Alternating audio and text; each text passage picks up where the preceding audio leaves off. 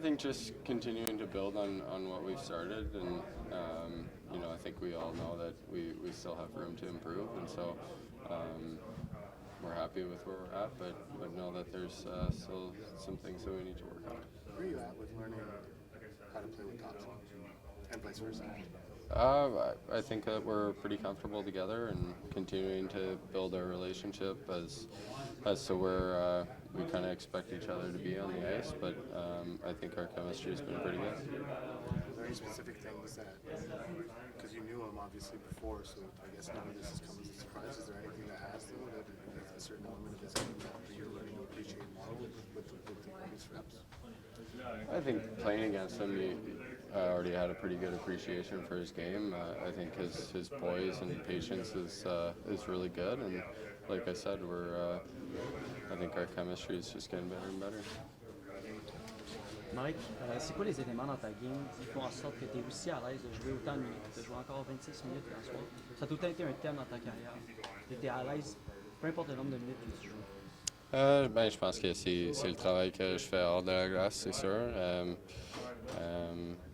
C'est pas comme si j'arrive pour le match puis c'est la première chose que j'ai faite cette journée ou cette semaine-là pour être prêt. Donc, il y a beaucoup de travail qui va dans ça, mais c'est sûr que c'est le fun d'avoir la chance de faire ça aussi. Avec Chamber? Oui, pour la plupart du temps, quand j'étais plus jeune, j'étais avec John puis, pour des années. Puis là, j'étais avec Dale aussi, notre entraîneur d'équipe. Donc, c'est sûr que je dois beaucoup de crédit à John pour toutes ces années-là. When did you become a work at Junkie? I'd say kind of right away. I started training. My brother and I, we started kind of off-season training. I'd say when I was probably midget. I'd say so, 15, something like that. Much more seriously, and then continued to build from there. And especially working with John, he definitely showed me, what work ethic really looks like, and not just faking it kind of thing, and that really instilled that in me. Si on regarde votre game d'hier, Mike, vos chiffres à la fin de cette game-là, comparé aux autres d'avant, vous étiez-vous éloigné un peu de la game d'équipe que vous aviez au mois de février dernier, au mois de mars, quand vous fêtiez pour rentrer en série? Parce que Martin parlait, faire attention à la zone neutre, peut-être trop de jeux fancy en zone neutre. Est-ce qu'hier, vous étiez plus proche de ce que vous aviez bâti l'hiver dernier, dans le dernier stretch? Ouais, je pense que oui. C'est sûr que c'est beaucoup plus complet. On les a pas donné aussi de chance et toutes ces affaires-là. Mais en même temps, je pense qu'il y avait encore des opportunités où on avait la chance de continuer à jouer comme ça, peut-être réverser le momentum. Puis c'est pas parfait. Donc ça continue à être quelque chose qu'on doit travailler dessus. Vous êtes une équipe jeune, puis il y a des joueurs d'habileté ici, des gars spectaculaires, puis vous êtes énormément fidés par vos spectateurs au Centre Bell. Ça peut être un facteur des fois, c'est qu'au lieu de faire le jeu simple, tous ces facteurs-là font que c'est pas aussi simple que ça devrait. Oui, ça se peut. C'est le fun de faire quelque chose puis entendre le fun réagir puis être excité. Donc, c'est sûr que ça pourrait être peut-être avoir une petite affaire, mais je pense que ça fait en sorte que c'est le fun de jouer là aussi. Puis on est très, très chanceux d'avoir cet environnement-là. En général, vos premières périodes ont été excellentes depuis le début de la saison. Vous entamez les matchs avec force.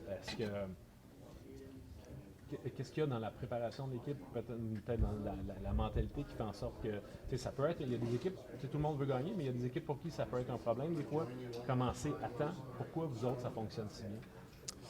C'est difficile à dire. Je pense que c'est parfois tu commences pas bien, puis t'es là mentalement, t'es là physiquement, mais ça commence pas bien. Donc, de dire qu'on sait exactement pourquoi, je suis pas trop sûr, mais je pense que tout le monde est très excité de jouer, motivé de jouer en ce moment. Donc, je pense que ça aide beaucoup. On prend deux dernières questions, s'il vous plaît. J'aurais la suite de sa question. Qu'est-ce qui fait en sorte que peut-être depuis 3-4 matchs, les deuxièmes périodes sont un peu plus difficiles? Je pense qu'on s'éloigne des fois de la façon qu'on veut jouer, de savoir quand le momentum change un peu, puis vraiment comment le réverser. C'est pas quelque chose qui est facile à faire.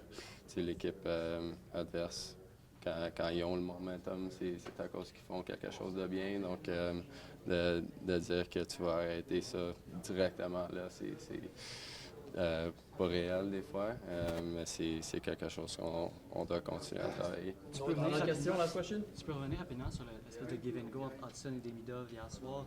À quel point c'est difficile d'affronter cette nouvelle génération de jeunes joueurs-là avec autant de deception dans leur game? Quand t'es dead, tu affrontes des jeunes aussi comme ça, comme de cette génération? Ouais, je dirais pas que c'est nécessairement nouveau, Non, mais je pense que ces deux-là, c'est sûr que ça fait une grande partie de leur game. Puis ce sont des joueurs très excitants. Puis je sais comme défenseur, moi, je suis heureux que j'ai pas besoin de les affronter. Juste parce qu'ils ont 4 contre 4, comme tu as dit, il y a beaucoup d'espace pour eux. Puis ils sont très dangereux. Merci, Mike. Ouais.